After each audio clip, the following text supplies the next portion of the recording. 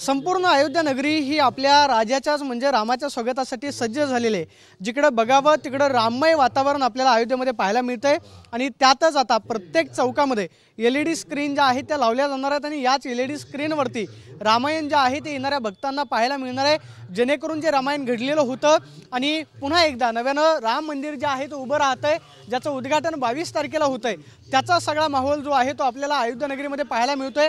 आपण पाहतोय की अशा LED स्क्रीन ज्या आहेत त्या प्रत्येक चौकाचौकांनी लावण्यात आलेल्या आहेत आणि याच LED स्क्रीनवरती येणाऱ्या भक्तांना रामायण जे आहे ते पाहायला मिळणार आहे। त्याचबरोबर रामगीतं जी आहेत ती याच LED स्क्रीनवरती वाचताना आपल्याला पाहायला मिळतील।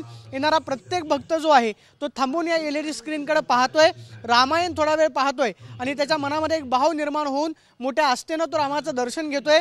असं वातावरण संपूर्ण अयोध्या नगरीमध्ये पाहायला मिळते आणि याच LED स्क्रीनच्या माध्यमातून रामायण जे आहे ते संपूर्ण अयोध्या नगरीमध्ये पुन्हा एकदा दाखवलं जाणार आहे आणि 22 तारखेला जे राम मंदिराचं उद्घाटन होतंय त्याचा सगळा माहोल आपल्याला अयोध्या नगरीमध्ये पाहायला मिळतोय। Camera person Rakesh Soni, Pradeep Kapse, TV9 Marathi, Ayodhya.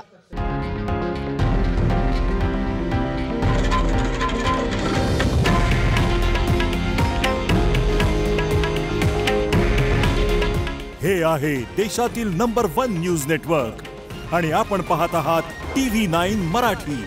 काळजी तुमची, हित महाराष्ट्राचं।